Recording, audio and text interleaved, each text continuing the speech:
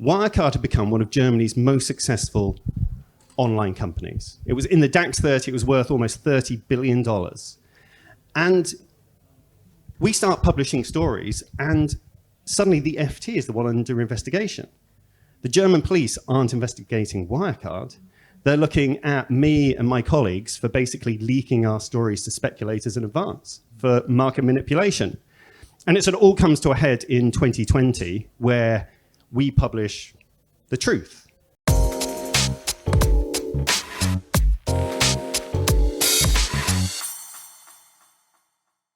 By show of hands, how many of you are aware of what Wirecard is and was and what it does? So good. There are a lot of Germans in the house. Right. That's good. And how many of you are aware of sort of the intimate nature of the fraud, how the fraud worked? A few hands. Everyone. Wow. Suspiciously large number of people are aware of this story. What we're going to do is sort of a little bit of a big picture step back before we start, because it is a complex story, and I want Dan to sort of just sketch out when it started and how you first got hold of the story. What was the fraud within the heart of Wirecard? Okay, thanks, Matt. So, so it's kind of like an unbelievable story. And, the best way to think about it is, as a journalist, you're not supposed to become the story. And this one kind of picked me up by the ankles and turned my life upside down. But it started when Wirecard was this fintech, called itself the European PayPal, and it did something to do with payments, moving money around. And the first time I heard the name was back in 2014, and I'm chatting to a hedge fund manager. And he just says to me, Dan, would you be interested in some German gangsters? I'm like, sure, that sounds interesting. And it turned out there were two theories about this company. One was, in simple terms, it was a little bit fraudy. The other was that, hey, it's moving money around, it's taking payments. Maybe it's involved with every bit of dark and nasty business on the internet that you care to imagine. So I start looking into it. And, in very simple terms, a lot of stories got written. Some short sellers popped up, tried to attack it, and nothing really happened. And the more I dug, the weirder things became. So we started to realize that private investigators were looking into people. And my boss, Paul Murphy, he was offered a $10 million bribe to make the stories go away. And then... we should say that's a little bit more than most journalists. That definitely seemed quite unusual. Yeah. And things progressed, and suddenly, I get this whistleblower who starts to tell me all of the things, and we can talk more about this, but it turned into this big battle where Wirecard had become one of Germany's most successful online companies. It was in the DAX 30, it was worth almost $30 billion. And we start publishing stories, and suddenly the FT is the one under investigation. The German police aren't investigating Wirecard. They're looking at me and my colleagues for basically leaking our stories to speculators in advance for market manipulation. And it sort of all comes to a head in 2020, where we publish the truth. This is how Wirecard is faking its sales and its profits. And 6 months later, the company crashes into administration. But take us back to the first moment that first meeting and the first sort of 2014. Yeah, 2014. Right. So I think... So it's a long time ago. I mean, it's a long time to be chasing a single story, isn't it? Yeah, and I never expected it to become anything like this. But what was interesting, though, was everything about the company was a little bit off. So, as a journalist, you get used to dealing with, lots of different companies. And usually you have, large companies behave in predictable ways. They have PR firms who sort of represent them. And, they behave in, they try and lie to you in normal ways. Wirecard, as soon as I approached it with a set of questions, they're like, well, this is very suspicious. A hedge fund actually asked us some very similar questions. Are you in league with them? Are you trying to manipulate the share price? You're kind of like, I think we've hit a nerve here. Mm-hmm. And I think the thing which stands out most from that first part of reporting was I got my one interview with the chief executive, Marcus Brown. And he sort of later would morph into this sort of like mini Steve Jobs. You know, he did the whole tech visionary thing, black turtleneck. I mean, it was quite awkward still. But, you know, talking about a cashless economy, he was going to transform the world. You know, that whole tech shtick. And it's worth pointing out here, Elizabeth Holmes at Theranos also did the Steve Jobs black polo neck thing, and it didn't really work out so well for her. For either. Right. Yeah. There's probably a lesson in that, but carry on. But, you know, people love that. Yeah. And so I get to interview Marcus Brown, and I ask him a bunch of questions and, you know, do all the normal stuff to get, you know, interesting quotes on the record. And then the fun thing about being a journalist is you can be quite rude to people. So I ask him flat out, are you a crook? Are you faking your profits? And he does say that's bullshit.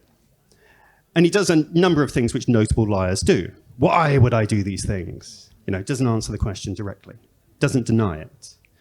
Look at all the serious people who are involved with us. They wouldn't be involved with a fraud.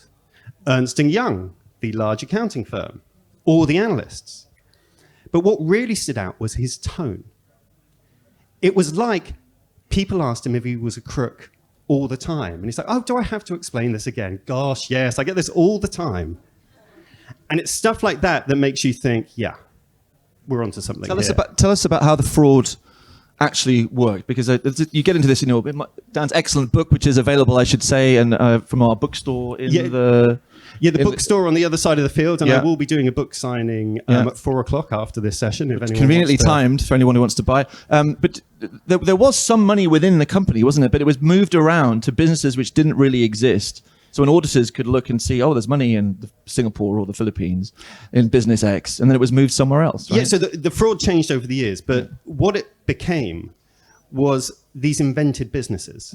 So they had three basically friends in Singapore, Dubai, and the Philippines.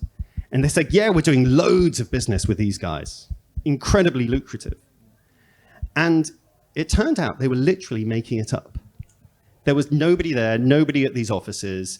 They would just like send a spreadsheet in with the numbers every quarter.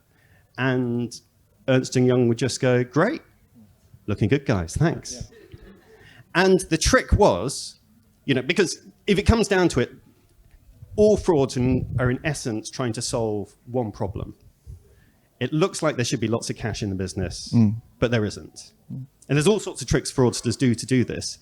And Wirecard's was quite unusual. What they did is they said, all our money is in special bank accounts.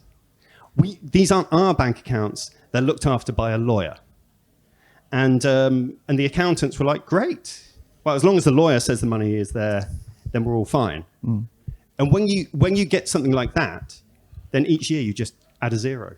Tell us about how we found out that the businesses didn't exist in these places, in the far-flung operations. And I think our colleague Stefania, who I'm not sure if she's in the room. No, I think Stefania. I've seen her around. But she was, I think she was on the other side of the. Anyway, anyway, she played a big role. We could talk a little bit about that. Yeah, so we start to. It was a little bit like peeling an onion. You know, we started to get one source who gave us a whole lot of documents, and then we wrote some stories, and we got some more sources who start telling us, well, the business is weird.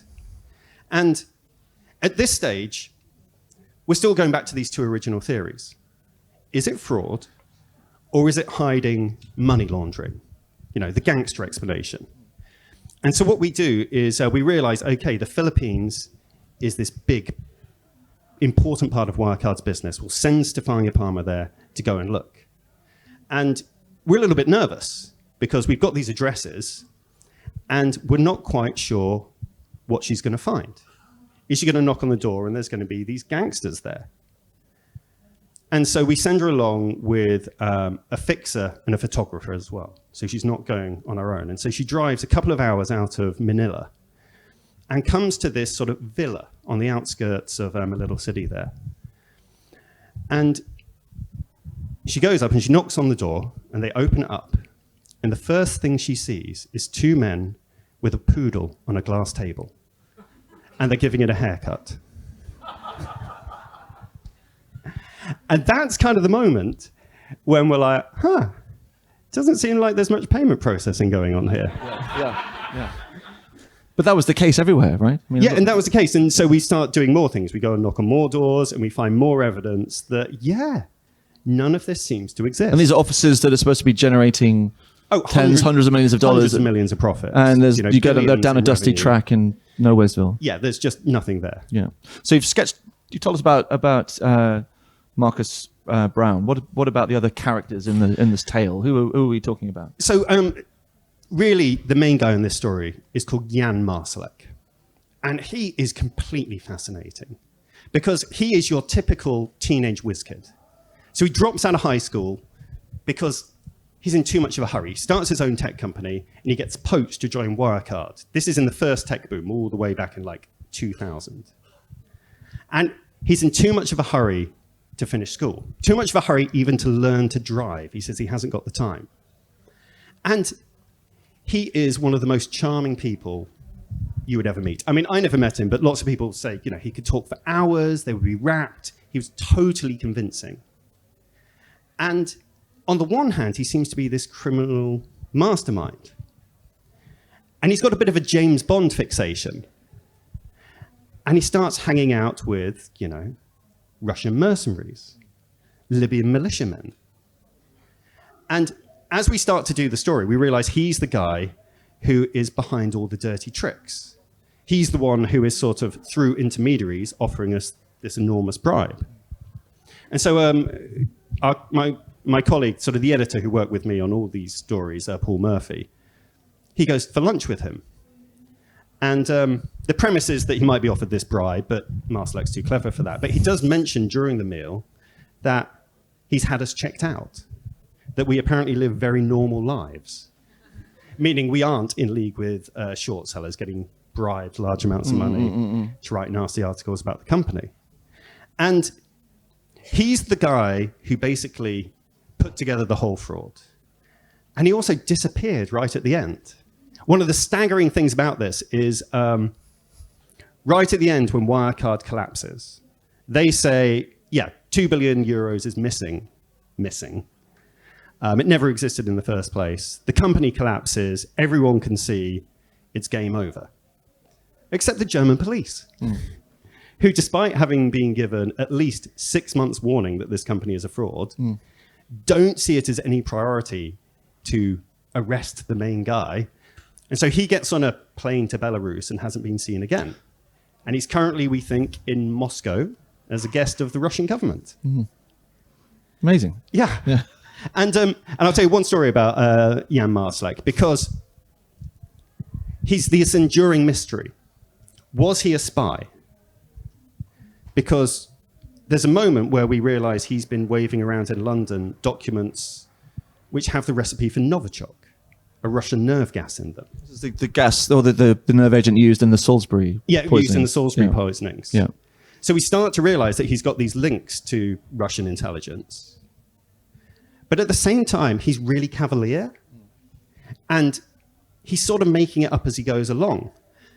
And so was he a spy, or was he just like a James Bond wannabe? So I think the thing which... There's this moment where his friends are sort of taking the mickey out of him because he can't go on holiday. He's a workaholic. He goes away for 2 days, and then he comes back because he's got too much to do, can't leave the email alone. So they say to him, Jan, what is it that you want to do? He's like, I want to do something which no one else in the world can. So one of his friends, a Russian mercenary, pipes up and says, well, hey, Jan, how'd you like to come to Syria? My friends there have just cleared ISIS out of Palmyra. We could go take a look around. So Jan's like, yes, this is brilliant. And so he turns up there with the best body armor money can buy. He's got like a Kevlar helmet. He's got a sort of like the Armani version of a bulletproof vest. It's sort of built into the jacket. And the Russian soldiers there are going to him, Jan, this is some really nice stuff you've got here, high quality.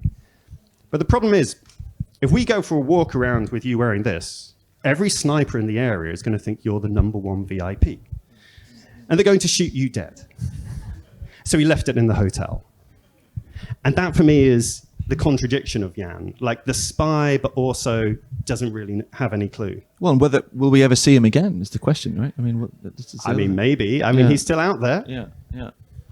So these are some of the characters from within the Wirecard fraud. What about some of the characters that helped you put this together? You mentioned Paul Murphy. I don't think Paul's here today, but I think we need to talk a little bit about Paul Murphy. Yeah, so I think one of the important lessons from sort of the Wirecard story is you need great editors to do this sort of story, to sort of like, to push you in the right direction and also to let you take the risks that you need to do. And Paul Murphy is one of those sort of old school journalists. I mean, he's been a journalist since at least the 90s. And way back in the distant in the distant past of the 1990s. Yeah, some of us started back in the white. Yeah.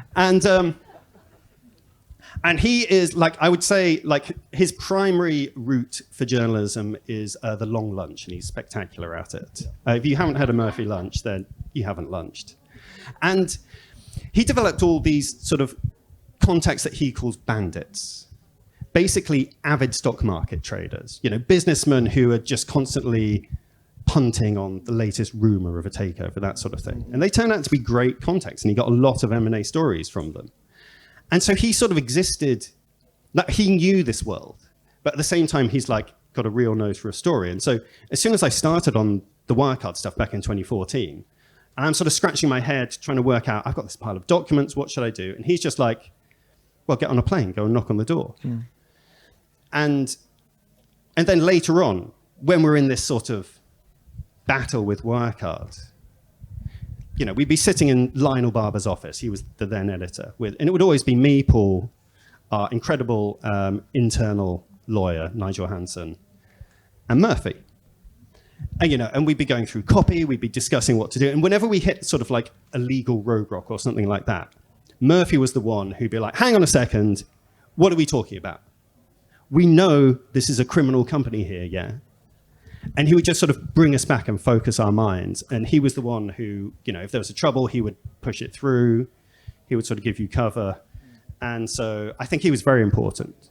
But also, I mentioned Lionel Barber. I think we were lucky in that respect because the costs did really start to mount when we were doing this. Well, tell us about that, because at one point, Lionel had to... I remember being in his office when he was weighing up whether to do this after Wirecard had gone on the attack, and I think Wirecard had a recording, right, of someone talking about some things that had happened at the FT. The details are a little tortuous, but essentially, what we were about to write a big story on Wirecard, and send them questions. They come back going, well, actually, as it happens, we know the story is coming because we've got a recording of a nightclub owner telling people that it's about to come, because you guys are corrupt. And the implication being that we'd somehow tipped off this nightclub owner so he could trade ahead of the story coming out. Right. And that pretty much derailed the whole investigation. We sort of, that was the moment when I worked out how the fraud happened. We could prove it. We're ready to kill this company. And suddenly, the whole thing is on hold, and the FT has to launch an internal investigation. And so a law firm is commissioned, right? Yeah, or RPC, an external law firm is commissioned to come in and see, are we really corrupt? And it found eventually that we weren't. Obviously, we're not corrupt. But I think the thing is, we got Lionel right at the end of his career. He'd been prepared to take risks with investigations. He'd been prepared to sort of push this story through. And we were sued by Wirecard. That was $100,000 before the insurance kicked in. The internal investigation, I think the initial bill was over $200,000 just for these lawyers to prove we're not corrupt. There were regular letters from Shillings initially, right? Shillings were firing at us at. Yeah. And Lionel held firm in all of that. And actually, once we had that, he was the one who said, right, I want an exocet. We have to kill this company because they've questioned our reputation. And it's basically them or us. Was that the lowest point? Because I know I talked about the highs and lows of this story, but was the low point the recording and the commissioning of this investigation? I think that was, because it's sort of fun to talk about it now, like the gangsters and the private detectives, but living with that, it's hard to explain this sort of slow ratcheting up of pressure that happens as you're doing that. And I basically became very paranoid for a long time. So, we knew private detectives were involved, so we'd take lots of precautions. Like we knew hackers were involved. So when we were discussing Wirecard, we would always put phones in a different room. And I mean, my wife, Charlotte, was incredible throughout this whole thing. And she was also very tolerant when I'm going, okay, that's great. But just before we talk about this, can we go put our phones in the other room to do that sort of stuff? And by the way, there are private detectives involved. And did I mention the Russians might be? And so, I would do things like I wouldn't stand near the edge of tube platforms, shall we say. And, riding home in the dark on my bicycle in traffic, you've got that little voice in the back of your head saying, well, if you went under a bus, this would all be very simple. And why did you feel at risk like that? What had happened to make you feel vulnerable in that way? It's because we knew the kind of people we were dealing with. And as we started to learn more about it, and like Jan Marslick's, Secret Service connections, that starts to get quite scary. And if you're assuming they're laundering money from mobsters, well, we clearly must be making people angry. And they'd also looked for sources, hadn't they, and followed sources? Yeah, and one of the key sources, he and his mother, incredible character, they had started to notice people following them. Some of my other sources, some of the short sellers, hedge fund guys, they had very clearly been followed around by private detectives. And I kind of think, to come back to like the lowest moment, I always felt there was protection in being a journalist. Like if something happens to a journalist, the police are going to care in a way which they clearly don't about like esoteric financial crimes. But at that moment, I was under investigation by the German police. Everyone on Twitter was calling me a criminal, saying I was going to jail. Dan McCrook, when they call you? Yeah, Dan McCrum. Dan McCrum, that's it. Yeah. And then you have the Financial Times is investigating this guy as well. Well, clearly there's a lot of smoke. Mm-hmm.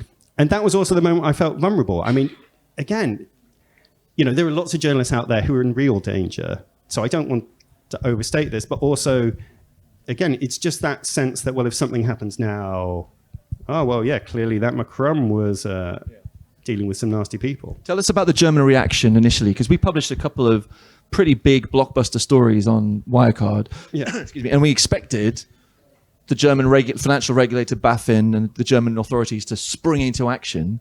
Yeah. And what happened? So the Germans didn't really spring into action. Yeah. And this is one of the things that was most baffling for us. And I guess it was a real lesson in how effective that sort of Trumpian fake news attack has become. Because that's literally what Wirecard did. A research note came out after the day of our first big story about Wirecard in 2019 saying, this is fake news from a usual suspect. McCrum in league with his short seller friends again. And Germany kind of swallowed that line. Wirecard had for years come up with this argument that whenever it was attacked, whenever numbers were questioned or its business model, this was always, sort of foreign speculators trying to manipulate a share price.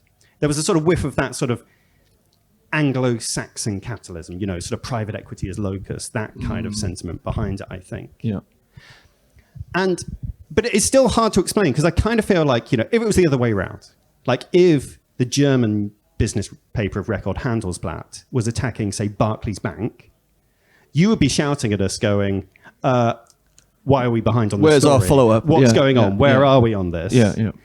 And instead... And they closed ranks, didn't they? They sort of closed ranks around the company, and they were kind of like, so John Lanchester sort of wrote about this in the LRB, sort of tying it to the Volkswagen crisis, and he talks about it sort of like a high-level complacency. Just maybe it was this sense that, this sort of thing doesn't happen in Germany. I mean, I don't like to truck in like these big stereotypes, but there was definitely something cultural. And also, but I guess also in that way of, by this point, Wirecard was like in the DAX 30. It was Europe, one of Europe's biggest tech companies. And you kind of get that sense, like, if you're not really following it, you're like, well, surely someone would have noticed if this was a fraud by now. Mm. So maybe, incompetence is kind of the easiest explanation. But the German regulator just shrugged, didn't it? It was nothing. There's nothing to see here, folks. It's everything. This is the FT causing trouble. Okay, so the German regulator BaFin investigated me and my colleague Stefania Palmer and a bunch of London speculators. And the reason they did this was Wirecard gave them a witness statement. And now that witness statement, the person who it's from described himself as an investor. But as we subsequently learned, he was actually, he heard the story whilst he was in a nightclub. And he had previously been convicted for hiding, I think, about £120,000 of drug money underneath his young daughter's bed, which the police found when they attempted to prosecute him for running this cocaine trafficking gang. And that was the key witness who was given to the German authorities. And he didn't even sign the witness statement. And that is like the one piece of evidence against us, which the whole German police's investigation was built on. And then that investigation fell apart. Well, yes. Ultimately. Tell us, well, we talked about this leads very neatly to the hype, the best moment. Huh. The champagne moment in the whole story. Tell us about that. So when Wirecard collapsed, it was during COVID. And so I was sat at home in my home office, and it was the 18th of June, 2020. And Wirecard had reached the end of the road. We had accused it of fraud. There'd been this big investigation by another accounting firm, KPMG. And it came down to, was Ernst & Young, who had signed the accounts and said everything was fine for a decade, going to do it again? And we genuinely didn't know. We thought there was a chance they wouldn't, but also they've been duped so many times. Were they going to be duped again? Was Wirecard somehow going to wriggle off the hook one more time? And so normally when you have this sort of binary situation, like guilty or not guilty, you'd write two stories in advance. But me and my colleague... One showing one outcome, the other showing the other. One showing one outcome, one showing the other, so you can publish it very quickly. Like Boris Johnson's EU referendum letter, right? Yeah, exactly. Yeah. Similar to that. Yeah. But me and my colleague Olaf Storback in Frankfurt hadn't written anything because we didn't want to jinx it. We were so nervous it wouldn't go away. And we're up at 6 o'clock in the morning, constantly scanning all the news wires, Twitter, everything. Is there any news yet? Have they put out a statement? And nothing happens. And then the markets start trading. And that's kind of weird. Normally these statements are put out before the stock market opens. And Paul Murphy has this aphorism, bad numbers take longer to add up than good ones. And so at that point, we start to feel, I'm feeling a little optimistic here. This might be going our way. And so we start writing. And then about 40 minutes in, the statement appears. And we sort of like, what does it say? 1.9 billion euros is missing. Missing? What? Ernst & Young aren't signing off the accounts. And in that moment, right then, it was like all of the pressure, everything just lifted in a second. Because I knew in that second we had won this long battle. It had been 18 months we've been fighting. And I don't know, I imagine it's what it's like if you sort of score a goal in the FA Cup final or something like that. It was that kind of feeling. And I'm sort of up on my feet, running around, and I sort of, we're at home. So it was lockdown, wasn't it? It was lockdown. Yeah. So I burst into the kitchen. I'm literally running around the kitchen, screaming, going, we did it, we did it. And my children are looking at me going, we did what? Like, the bad guys are going to jail, woo! And that was it. It was just that, of everything that happened, just that moment was like the most amazing moment. And Marcus Brown was arrested within days, is that right? So Jan Marslick disappears on his plane to Belarus. The chief executive, so that's the Thursday. By the Monday, they get around to arresting Marcus Brown, who claims he knew nothing about it. His defense, he's about to go on trial in Germany, is that he was duped. He was a billionaire due to his stock holding. He ran this company for 15 years. And he claims that his protege, Jan Marslick, did all of this stuff without him having any idea about it. And the trial is... starts, I think, imminent. Yeah. This month, maybe. Yeah. So a new phase in the story will begin. But as far as the story up to now, you've captured it very brilliantly in your book, as we've mentioned. And there is also a Netflix documentary. Yes, so a Netflix documentary will arrive on 16th of September, the Friday. I think we might have a small preview of it we can share with you. We do have anyone some would keyed like up, to I see think, it. over there. Yeah, we'll put it on. Yeah.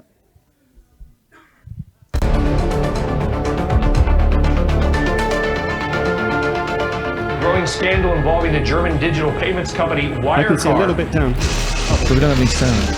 Herr Braun, Wirecard, Ihr Unternehmen bietet momentan Stoff für einen Wirtschaftskrimi. How do you simply miss a couple of $1 billion? Scheinumsätze, Bilanzmanipulationen, alles Vorwürfe. Wie schlimm wird's denn noch?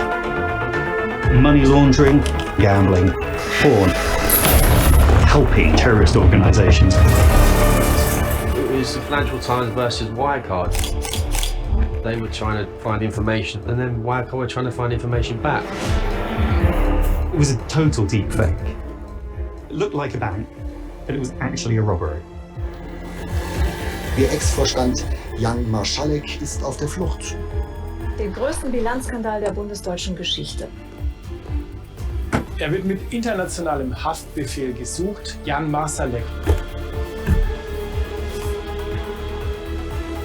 Unvorstellbar, wie sowas so lange durchhalten kann. Damit war mir klar, das wird eine Riesengeschichte.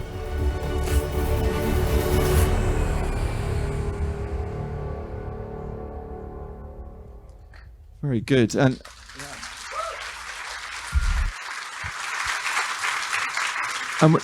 when is Friday the 18th? Is that right? The premiere? Friday, the 16th of September. Right, for 16th of September. So make sure you catch that. Now, just take a step back. We will have some questions in a moment, but just before that, what does this story tell you about financial fraud and how easy it is to get away with it?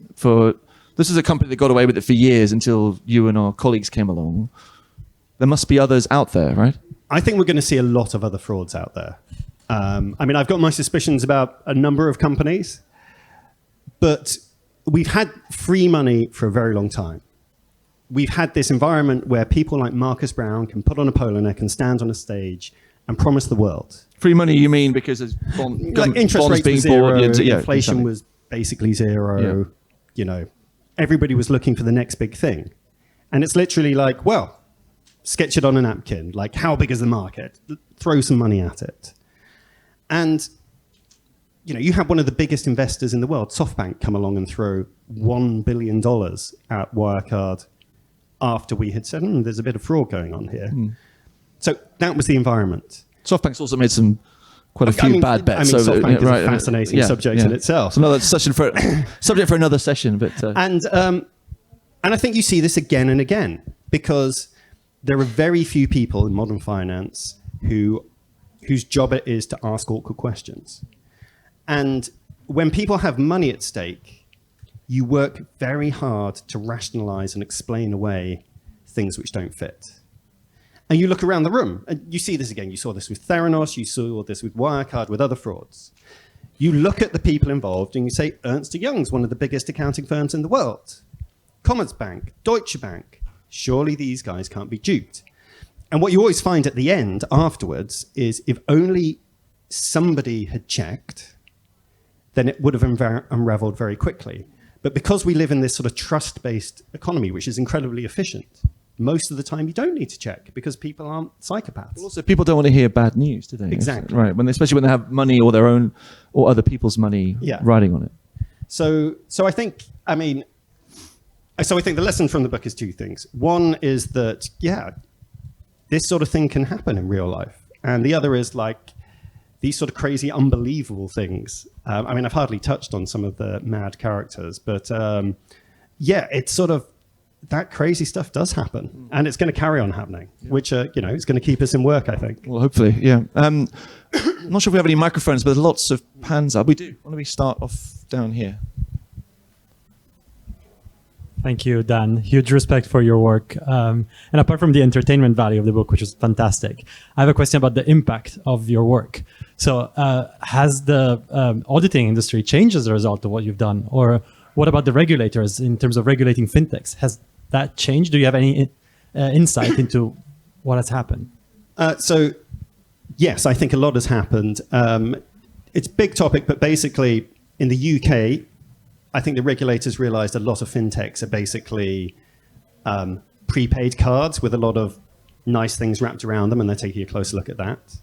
In Germany, the structure of regulation has changed, and the structure of auditing regulation has changed. And I think, Ernst & Young is trying to break itself up. It's sort of preempting this separation of auditing from consulting. Did we ever get an apology from BaFin? Not on the record. Okay.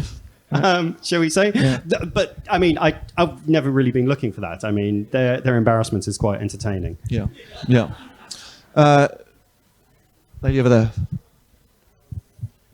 Susie. Hi. Hello.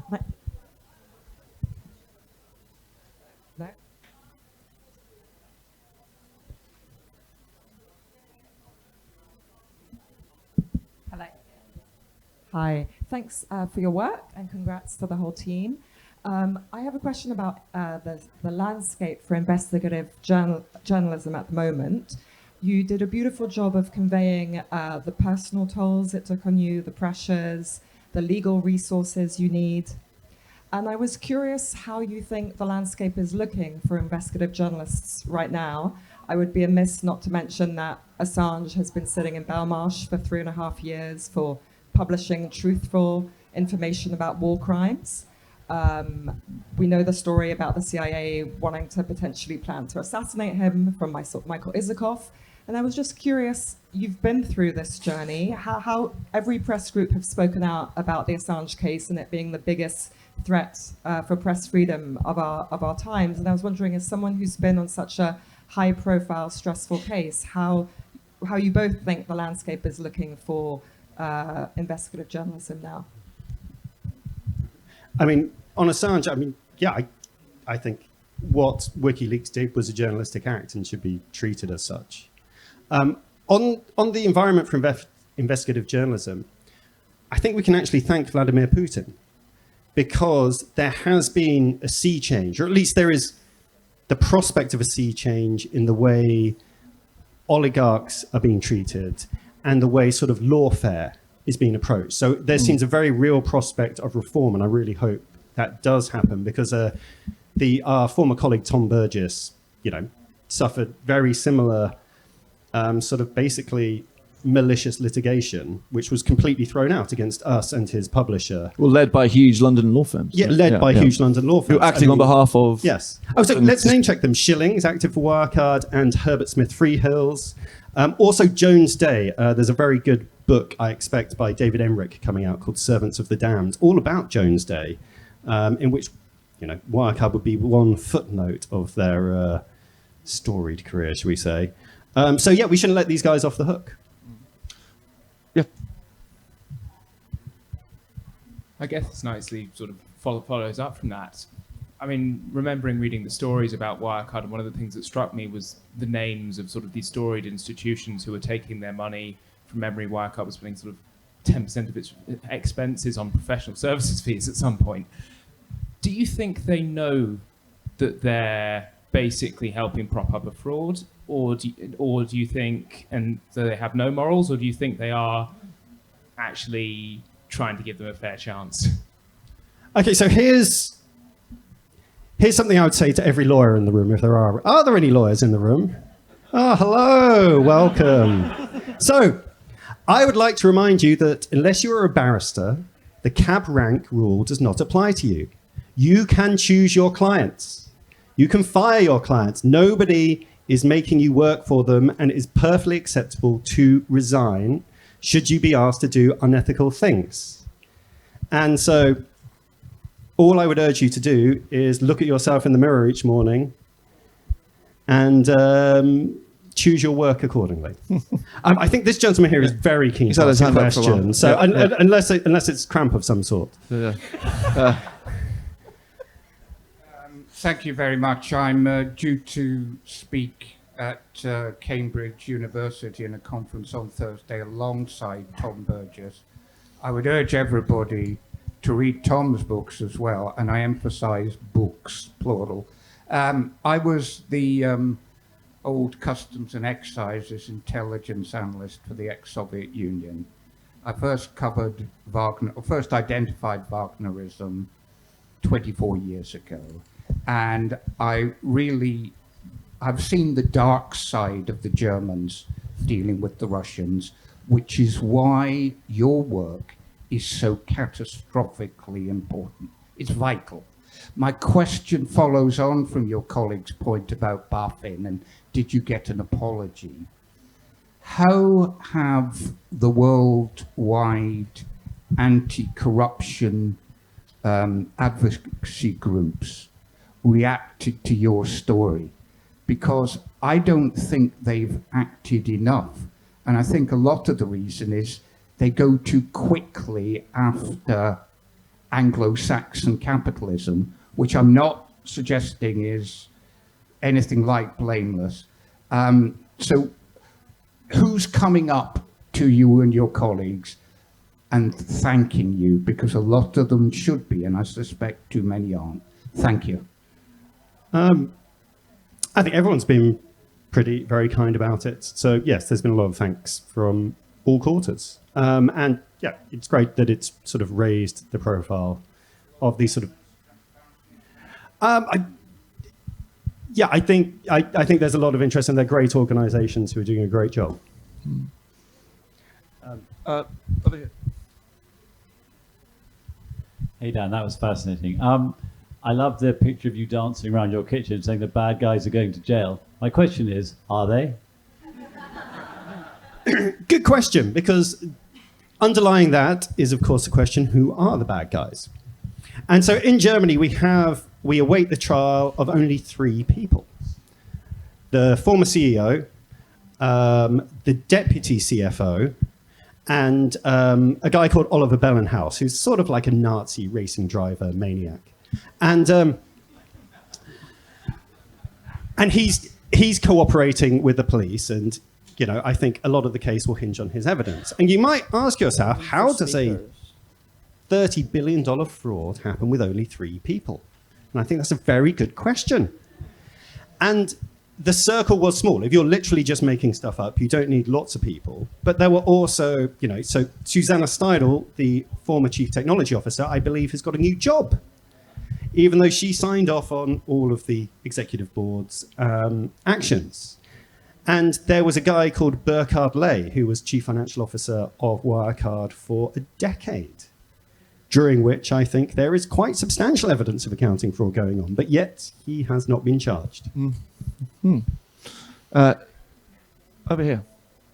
We're almost out of time, so we might have to make this the last question, I'm afraid.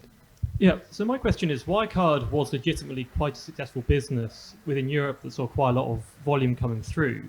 So my question is, what were they hoping to achieve, or these 3 people hoping to achieve via this fraudulent activity? I think the thing about frauds is no one gets up one day and says, I'm going to start a massive fraud. What you do is you cut corners. You've got to hit. Something goes wrong, and you've got to make the numbers for a quarter. And then it becomes you've got to make the numbers for a year. And the thing about a fraud is, basically, it's like digging a hole. So the first year, you dig a hole. But then the next year, you've got to dig the same size hole again, and then you want to grow a bit. Because, what's the point of doing fraud to be boring?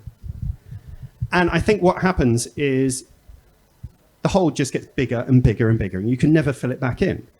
So I don't really think they had an exit strategy. Don't you think that it's slightly addictive as well, getting away with it? There's a sort of, we've done it again. Let's see how much further we can do this. Right? I mean, I do get that sense from Marslick. There's like a joy in getting away with it. I mean, like pressure, but also just like, imagine you're on stage in your turtleneck, bamboozling all these stupid investors while you're stealing their money. It's got to feel quite good, right? Yeah.